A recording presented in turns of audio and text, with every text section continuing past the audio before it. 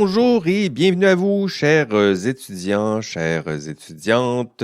Comment allez-vous cette semaine? Bienvenue à votre cours éthique et professionnalisme. Nous sommes à la semaine 3 déjà.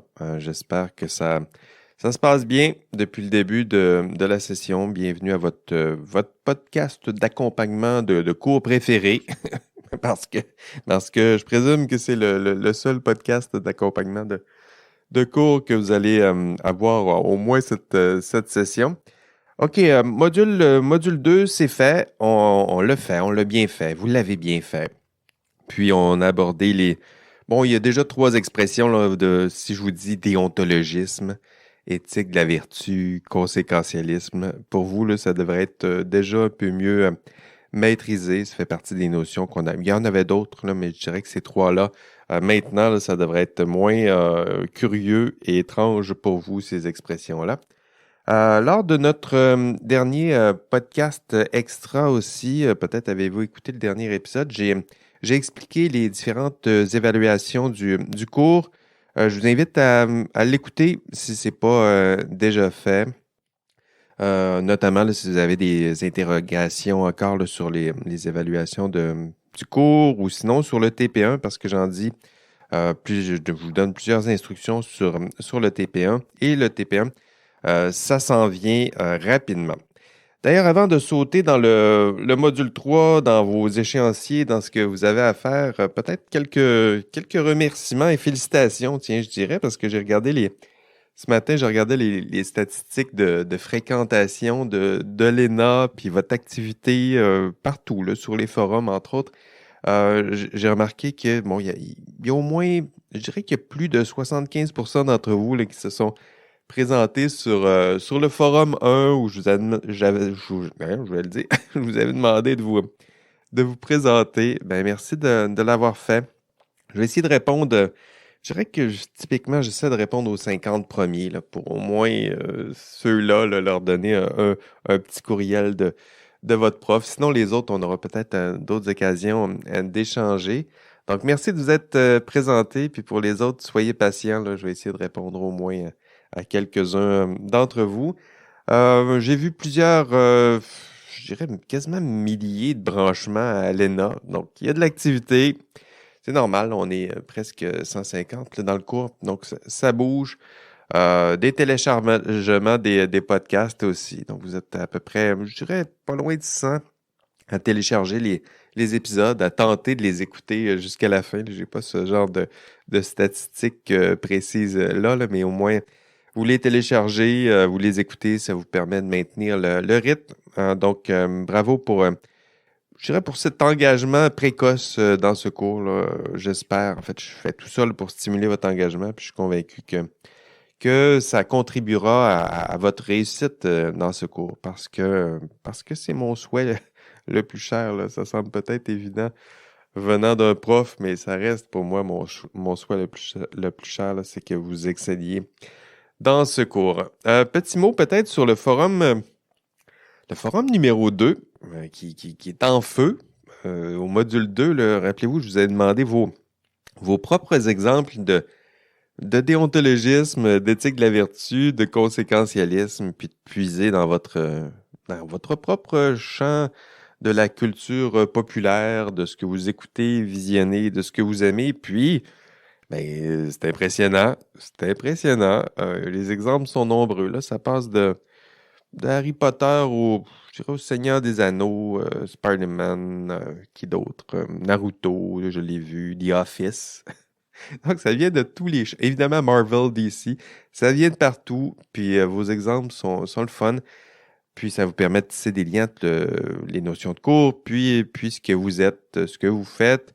J'ai vu aussi plusieurs exemples il y avait un autre forum sur notre gestion de la COVID, le discours politique à l'époque, puis rappelez-vous, là, c'était des débats assez délicats, puis c'est intéressant de vous lire, voir un discours maintenant, là, il y a une distance critique qui est temporelle là, qui nous aide à voir ça un peu plus froidement. Puis c'est intéressant de lire le discours, votre discours, beaucoup plus rationnel et analytique, tiens, je dirais, sur ce beau grand sujet délicat. Là. On est bien loin de de ce qu'on voyait à l'époque sur Facebook, sur Twitter, en temps de crise. C'était pas joli. Puis là, maintenant, ben, avec le temps, la distance, c'est beau, c'est bien, c'est intéressant de vous lire.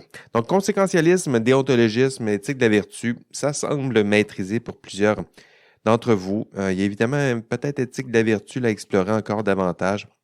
C'est peut-être le plus difficile. J'ai donné des exemples en classe. J'en ai donné aussi dans le podcast. Peut-être réviser ça. Ça reste le plus subtil, je dirais, à comprendre, entre autres parce qu'on s'éloigne de la qualité de la décision pour tenter d'examiner la qualité de la personne qui prend ces décisions-là. Donc, je vous invite à réviser et revisiter l'éthique de la vertu, sinon conséquentialisme, déontologisme plutôt, ça semble bien maîtrisé. Dernier point cette semaine avant de sauter dans le contenu du cours. Parlons des travaux d'équipe, parce que les équipes, vous l'avez vu ce matin, on est lundi, ben, les équipes sont faites. En fait, elles n'étaient pas toutes faites hier parce que certains n'avaient pas eu le temps de constituer leurs équipes, mais moi je l'ai fait pour vous. Donc, soit que vous aviez une équipe déjà constituée, puis bravo, puis sinon pour les autres, je vous ai ajouté à des équipes déjà constituées avec quelques membres manquants. Sinon, ben, j'ai créé des équipes de toutes pièces, puis je vous ai rassemblés ensemble. Maintenant, vous avez votre équipe. Je voyais que plusieurs ont déjà commencé à entamer leur TP1. C'est une très bonne idée. Hein? Ça s'en vient. La date, j'en dirai quelques mots plus tard. Je dirais que pour la gestion des équipes, n'oubliez pas de partager votre document de travail, bien évidemment avec les membres de votre équipe. Puis assurez-vous que tout le monde a reçu des informations, puis tout le monde dit présent là, dès qu'il y a des échanges, au moins dire un thumbs up ou un allô là, pour voir que tout le monde est déjà minimalement impliqué dans ces travaux-là. Mais je vous invite aussi à m'ajouter à vos travaux d'équipe, histoire que je puisse, de mon côté aussi, observer le déroulement de vos travaux, puis que je puisse intervenir au besoin, que ce soit pour éditer, commenter, répondre à vos questions, intervenir pour stimuler peut-être une participation lacunaire, sinon fantomatique. Il y en a quelques-uns qui c'est plus compliqué, donc ça me permet d'intervenir un peu plus directement. Je vous invite à utiliser, en fait, mon outil préféré, c'est peut-être Google Docs ou Teams, des documents partagés. C'est avec ceux-là que je suis le plus à l'aise, qui sont les plus fréquemment utilisés. Je vois qu'il y en a qui veulent utiliser, comment ça s'appelle, Latex Overleaf. Surtout les étudiants en informatique, je dirais, qui triplent là-dessus. Puis c'est bien, je vois ce que vous tentez de faire, je vois à quoi ça sert. Je dirais que pour comme outil de révision puis de suivi, il est un peu plus... l'interface n'est pas si simple, mais j'ai réussi à me débrouiller avec tout ça. Mais je pense surtout à mon auxiliaire, des fois, puis c'est pas toujours le même auxiliaire. Là. Nicolas, il va se débrouiller avec ça. Mais pour sauter dans vos documents, quand c'est Overleaf, c'est plus compliqué. Puis moi, j'ai réussi à me familiariser avec tout ça, là, mais voilà. Je vous invite plutôt à utiliser, ben, vous pouvez le faire, là, Overleaf, là, LaTeX, si vous y tenez, si c'est nécessaire à votre formation. Sinon, Google Docs, Microsoft Teams, c'est peut-être les plus simples. Ça reste des outils, dans le monde du travail, en tout cas, qui sont beaucoup plus fréquemment utilisés. Donc, je vous invite à peut-être vous familiariser, vous aussi, à maîtriser les outils qui sont les plus fréquemment utilisés, qui sont utiles, souvent gratuits, sinon qui seront fournis par vos différents employeurs. Le plus important dans tout ça, c'est que vous avez jusqu'à ce dimanche. Dimanche, c'est là, pour remettre votre TP1. Puis si vous n'avez rien fait encore, ben, je vous rassure, ça se fait vite, ce TP1. Donc, si vous avez besoin d'instructions, je ne referai pas toutes les instructions, là, mais les instructions sont dans l'épisode 137 extra. Je vous explique toutes vos évaluations, mais surtout votre TP1. Donc, plein d'informations sur ce TP1-là. Allez consulter l'épisode rapidement, puisque, rappelons-le, le TP1 est à remettre d'ici ce dimanche 24 septembre. c'est avant 23h59. N'attendez pas, s'il vous plaît, à 23h59 avant de tenter un premier dépôt. OK, module 3, on est prêt. Êtes-vous prêt? Module 3, c'est parti. Le module 3 s'inscrit dans le même courant que, je dirais, l'étude de cas qu'on a vue au module 1. Rappelez-vous le cas de Karen Duhamel. Rappelez-vous de Karen. Rappelons-le que le cas Karen Duhamel, c'est un cas qui est rare. Heureusement, parce que si vous avez bien ressenti l'anxiété au cours de cette étude de cas-là, on ne veut pas rencontrer ça tous les jours. Et justement, dans ce module 3, c'est un peu différent.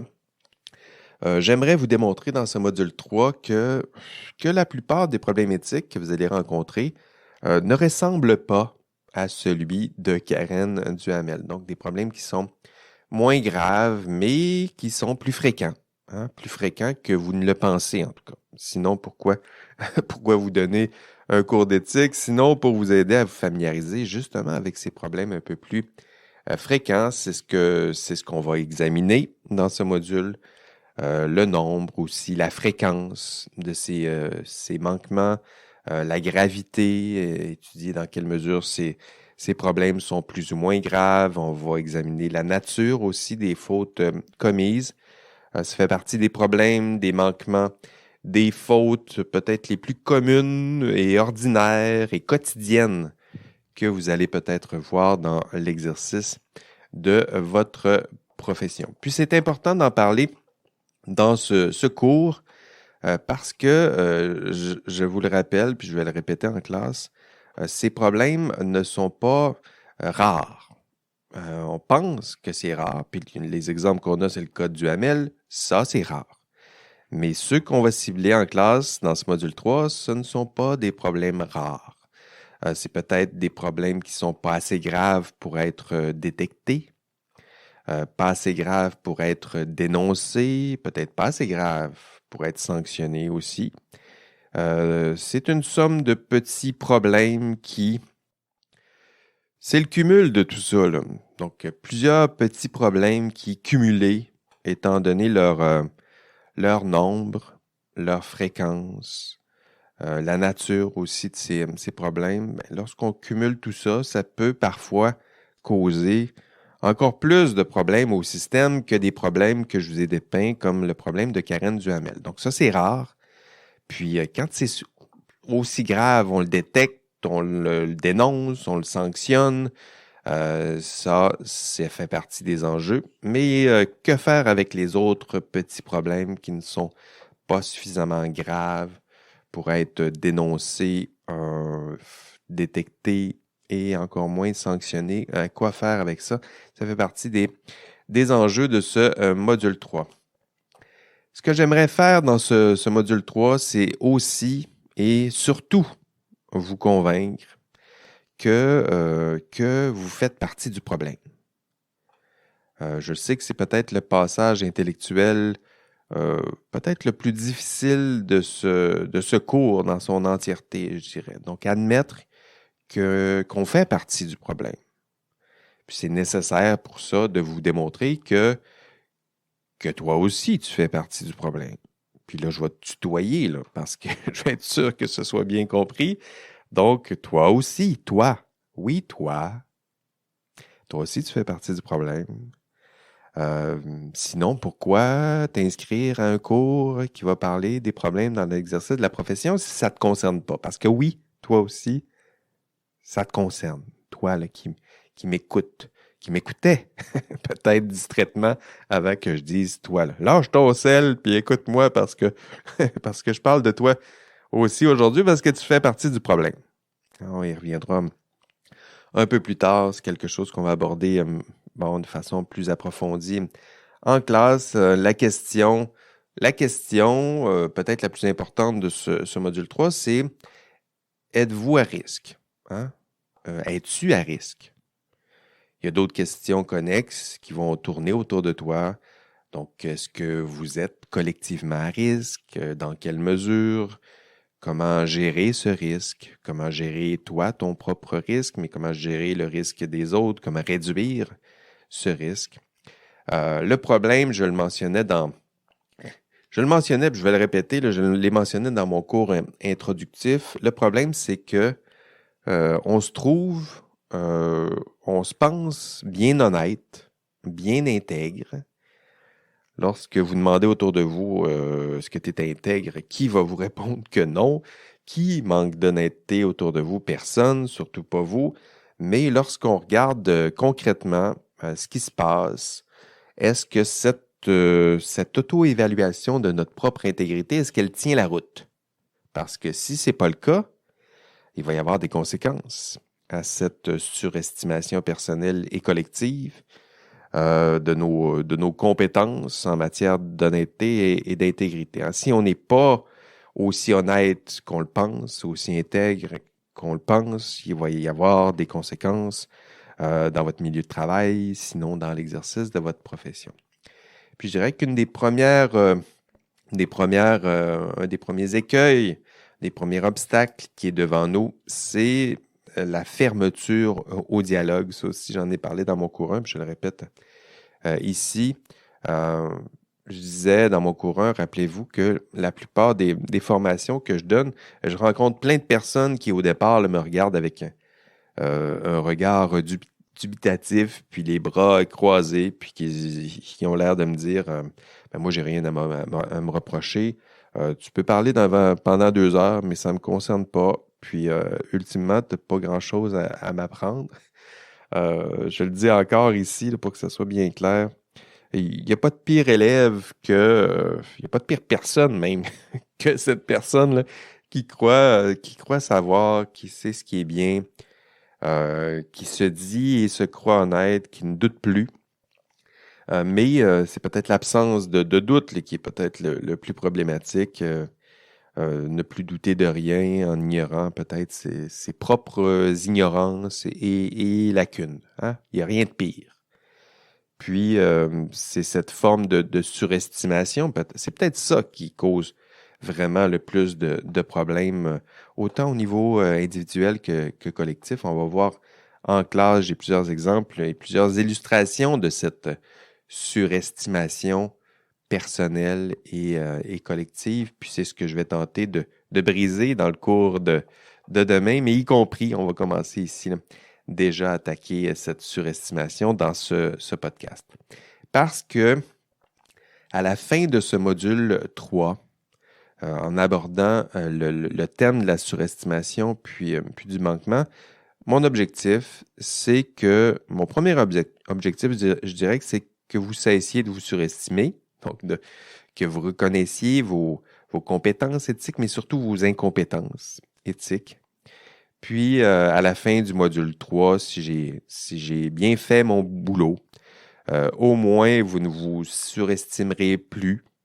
Puis, en combinant avec les leçons apprises à partir de l'histoire de Karen Duhamel, ben, vous aurez, ça sera confirmé, hein, vous aurez l'impression que vous êtes mal outillé pour affronter les problémes éthiques de votre profession. Puis, ce sentiment, vous l'aurez encore plus, je dirais, à la fin de ce cours dans son entièreté, le sentiment de ne pas être encore suffisamment bon et compétent. Puis ça sera le signe ultime que j'aurai réussi. Vous aurez reconnu vos incompétences, failles, lacunes. Vous aurez appris pendant ce cours, mais ce ne sera pas suffisant. Mais vous serez désormais prêt à apprendre individuellement, collectivement, puis surtout à chercher des pistes de solutions. Surestimation, c'est notre thème du module 3. La faute, le manquement, ça fait partie des autres thèmes de ce module 3. D'ailleurs, dernière parenthèse sur cette surestimation, c'est pas seulement le propre de l'éthique, là, je dirais. En matière de compétences, il y a l'effet, un biais psychosocial bien documenté, ça s'appelle l'effet Dunning-Kruger. Vous en avez sûrement déjà entendu parler. C'est le fait que vous allez l'observer autour de vous, là, les personnes les plus incompétentes dans n'importe quel domaine ont tendance à surestimer leurs compétences. Hein, vous savez, le petit nouveau là, qui rentre au boulot puis qui pense tout comprendre, tout savoir. Puis, de l'autre partie de tout ça, c'est que les personnes les plus compétentes sous-estiment leurs compétences. Hein? Donc ça, vous allez voir ça au bureau aussi.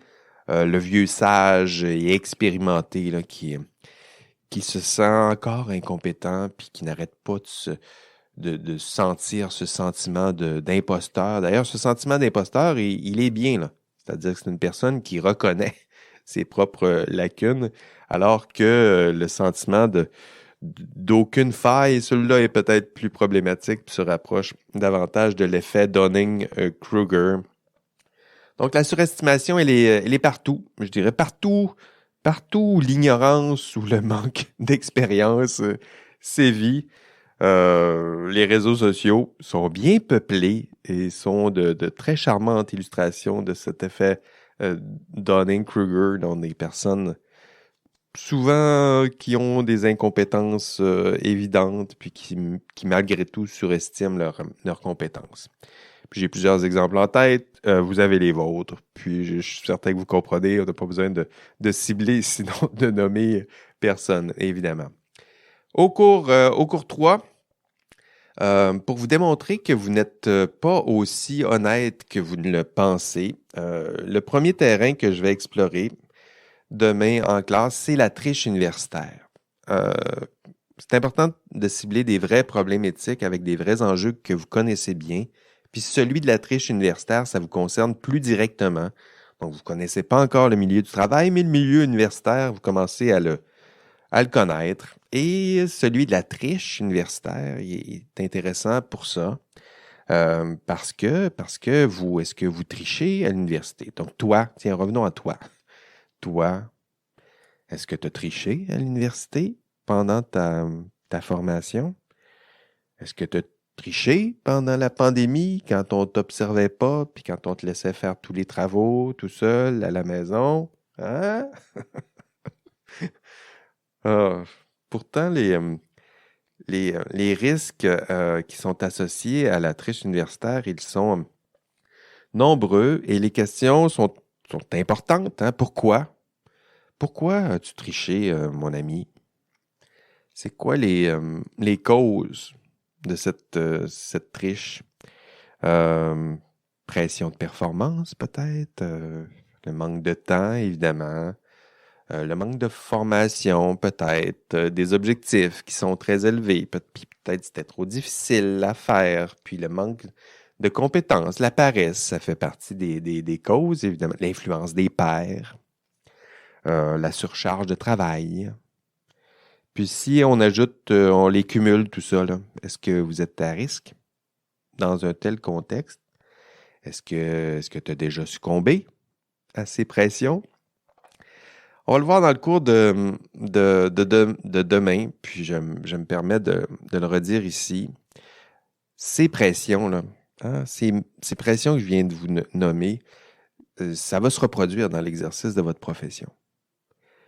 Pression de performance, manque de temps, manque de formation, objectifs élevés, difficulté de la tâche, qu'est-ce que j'ai mentionné d'autre? Manque de compétences, surcharge de travail, influence des pairs, ça aussi, ça va être là dans l'exercice de votre profession. Puis ça va se répéter. Mais d'abord, la triche universitaire.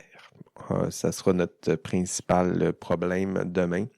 Puis vous allez voir que les chiffres de la triche universitaire sont pas rassurants. Hein? Demain en classe, c'est des chiffres qui font frémir n'importe quel vice-doyen aux études. D'ailleurs, ça fait frémir le vice-doyen aux études à chaque fois que je lui en parle. Vous vous croyez intègre, individuellement, collectivement, mais empiriquement, c'est un peu plus navrant. Vous allez voir les chiffres. Tiens, d'ailleurs, je vous confie déjà un chiffre important. Un étudiant sur 2 dans votre groupe a déjà, en tout cas, si on étend, là, les statistiques, c'est ça, là, c'est vous êtes 150, ça devrait se répéter encore cette session.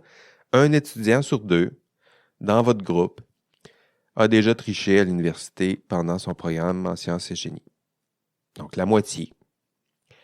En ce moment, dans ce groupe, dans votre groupe, la moitié d'entre vous a déjà triché au moins une fois dans un travail ou un examen universitaire. En fait, c'est peut-être un peu plus.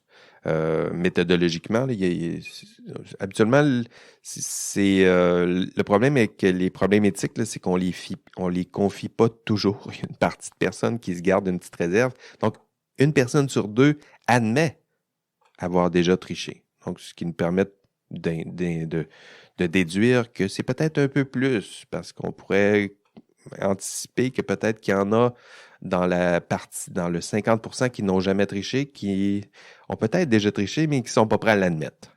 Donc, j'espère que je suis clair. Une personne sur deux admet avoir triché à l'université. Puis évidemment, c'est pas ceux qui écoutent le podcast, là. Mais non!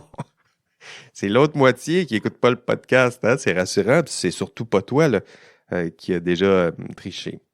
Mais statistiquement, 1 sur 2 a déjà triché à l'université et donc qui risque de tricher dans l'exercice de sa profession pour les mêmes raisons. Ça aussi, ça fait partie de nos démonstrations, montrer que des comportements appris et répétés nous permet d'anticiper des comportements dans un futur proche.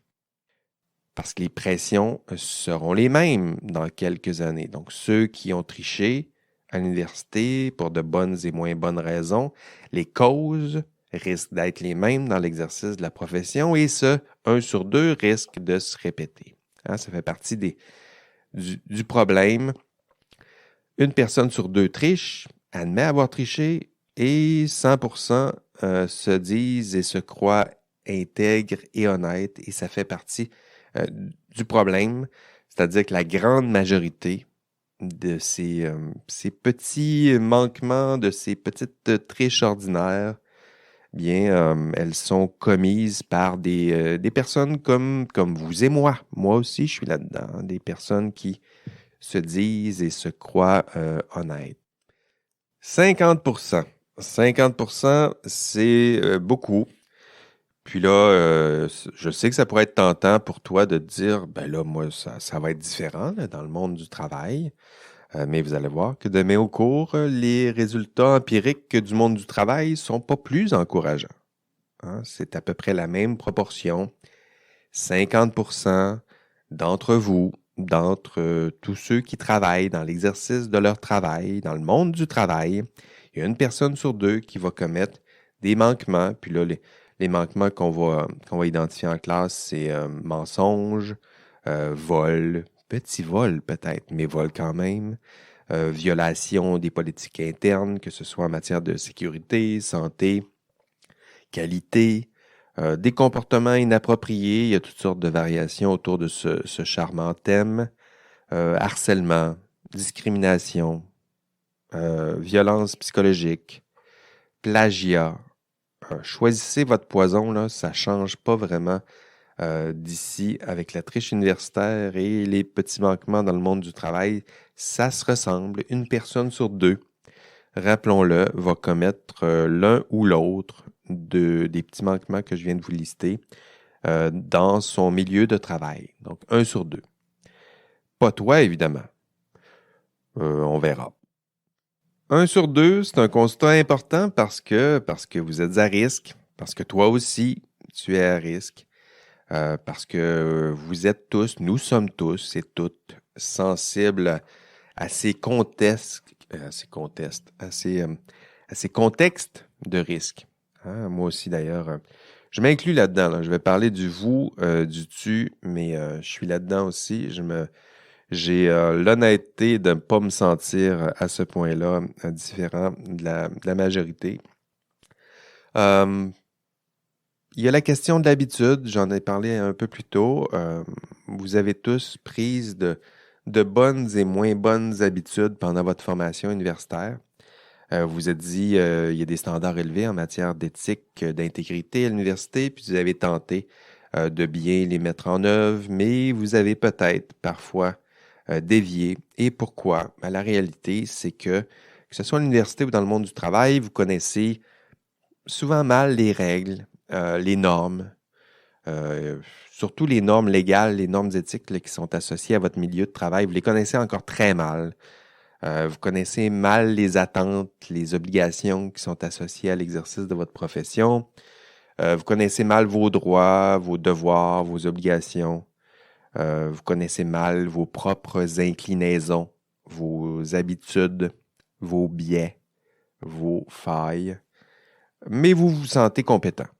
Je le disais, là, encore une fois, là, pédagogiquement, c'est important d'en sortir. Si vous pensez compétent, à l'abri du risque, on a un problème. Si vous dites j'ai des incompétences et je suis peut-être à risque, moi aussi, alors vous ne perdrez pas votre temps ici, dans ce module, et encore moins dans ce cours. Et si vous acceptez ce constat, si vous acceptez l'hypothèse que vous avez collectivement et personnellement des failles, que vous êtes personnellement et collectivement à risque, alors on pourra peut-être travailler ensemble à trouver des pistes de solutions. D'ailleurs, spoiler, our coming divulgateur dans ce cours qu'est éthique et professionnalisme, il y a plusieurs choses que je souhaite aborder dans les prochains modules, que je souhaite vous démontrer. Hein. C'est ce que je tente de faire. Là. Je vous enseigne l'éthique, mais je tente de démontrer aussi ce que j'affirme. Dans ce module 3, les démonstrations auxquelles vous allez assister en classe, c'est les affirmations suivantes. Vous avez tendance à surestimer votre propre intégrité morale. Je vais tenter de vous démontrer que vous la surestimez. Et deuxième affirmation, vous avez déjà triché. Vous le ferez encore. Et pour les mêmes raisons. Donc, dans le module 3, je vais essayer de vous démontrer que vous avez déjà triché, que vous allez le refaire, et qu'il y a des raisons, et que ces raisons-là peuvent expliquer pourquoi vous avez déjà triché et pourront expliquer pourquoi vous allez le refaire. Donc, ça, c'est dans le module 3.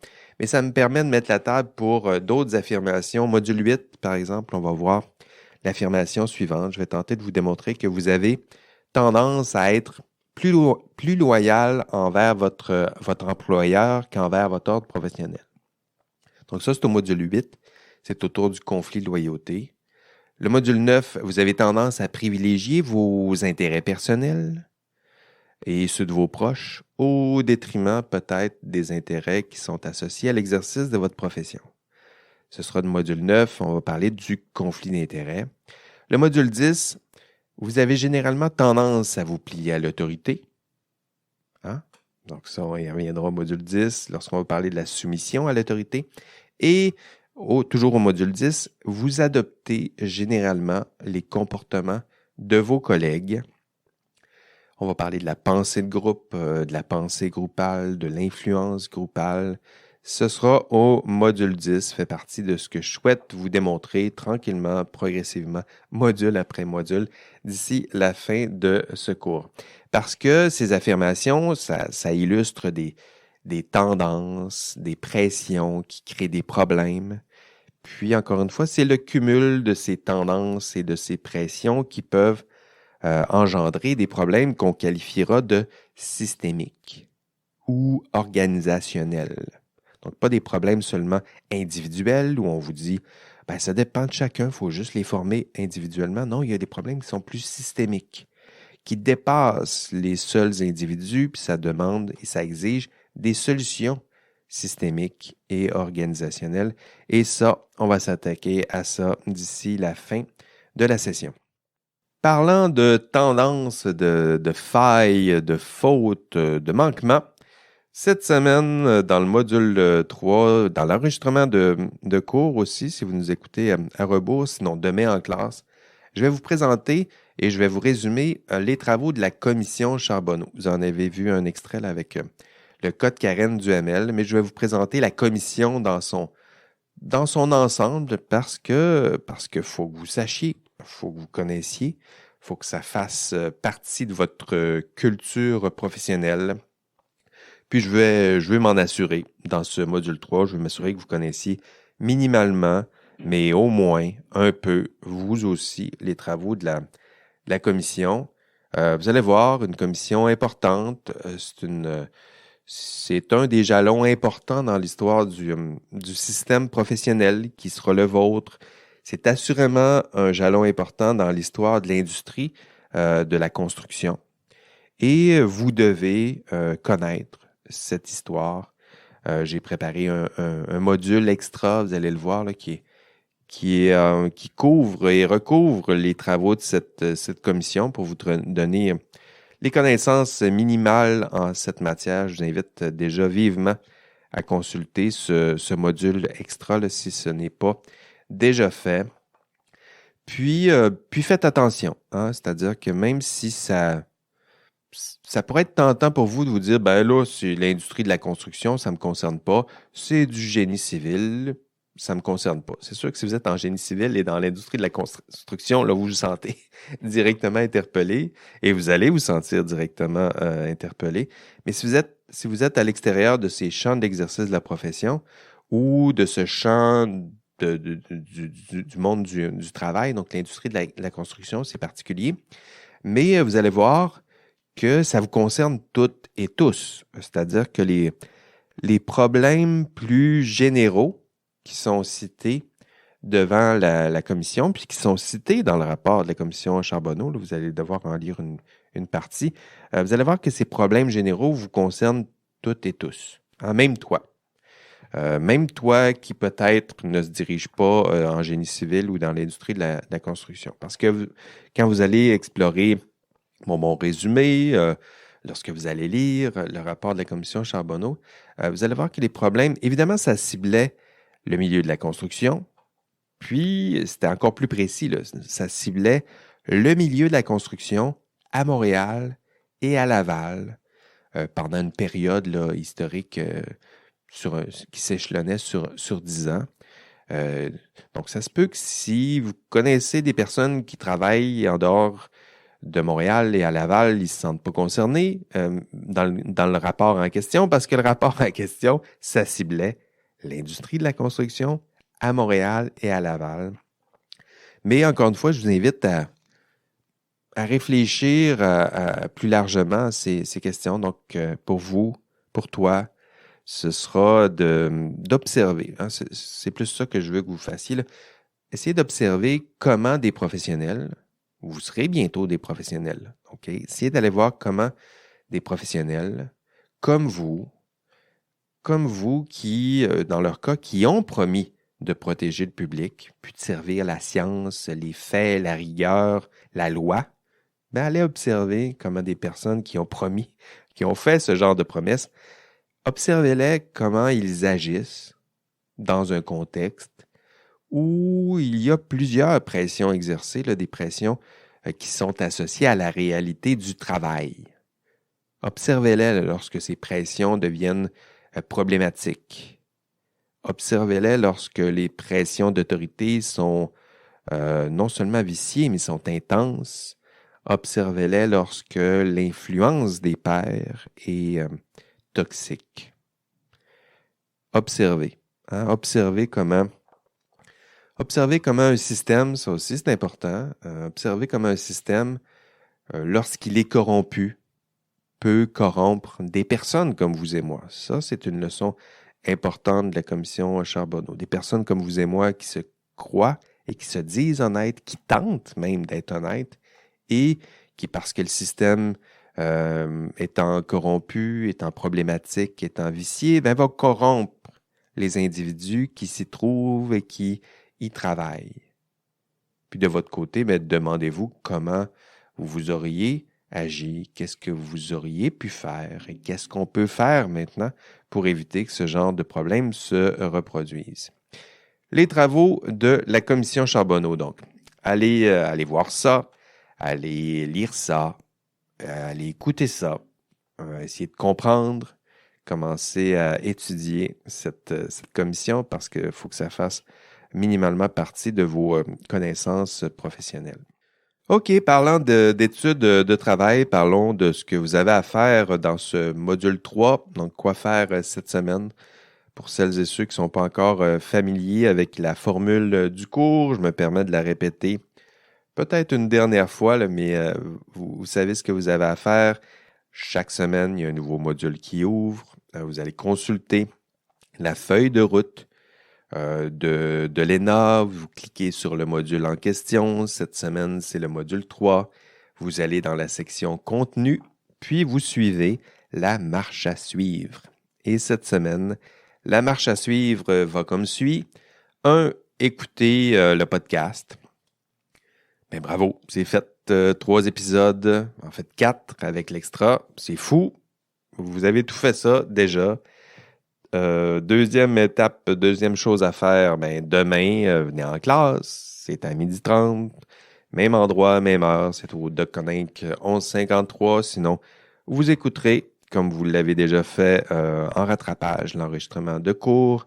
Ensuite, qu'est-ce que je vous ai réservé cette semaine? 3 petits sondages pour sonder votre propre intégrité, mais celle de vos pairs.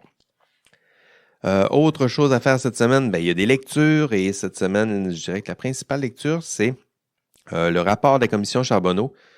Ben, le rapport, il y a 1400 pages, je ne veux pas que vous lisiez tout ce rapport-là.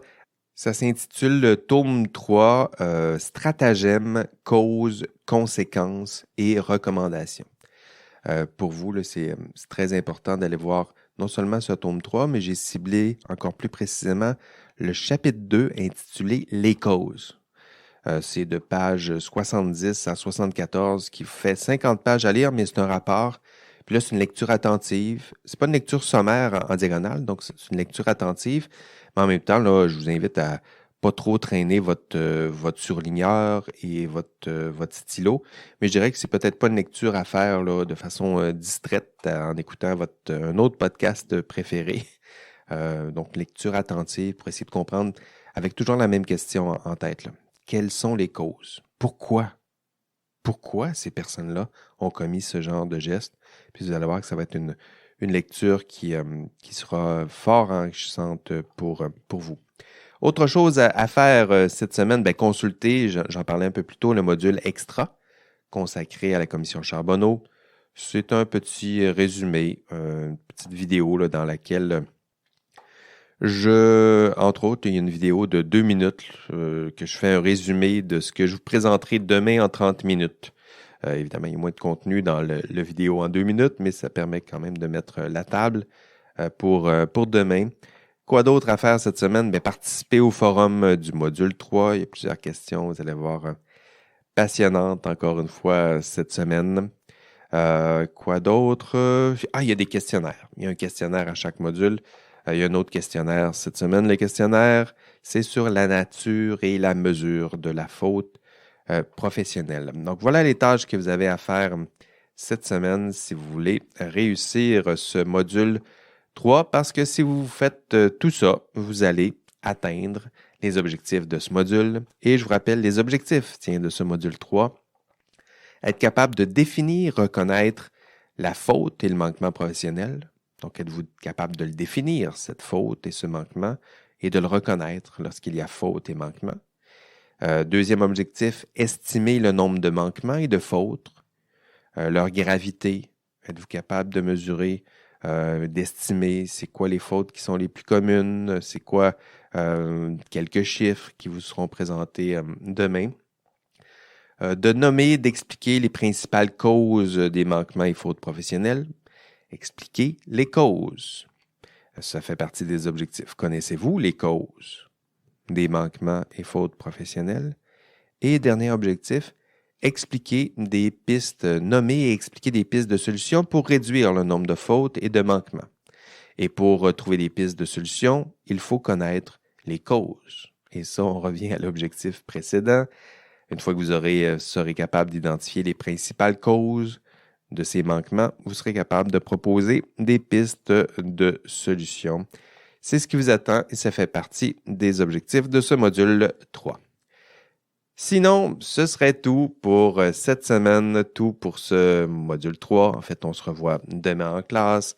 Sinon, vous y allez à votre rythme et on se revoit la semaine prochaine. Et d'ici là, bonne semaine à vous toutes et tous. À la semaine prochaine. Allez, bye bye. OK, l'indice cette semaine, c'est le nom des commissaires de cette commission, la commission Charbonneau. Renaud Lachance et évidemment à Madame France Charbonneau. Donc l'indice cette semaine, Renaud Lachance et France Charbonneau.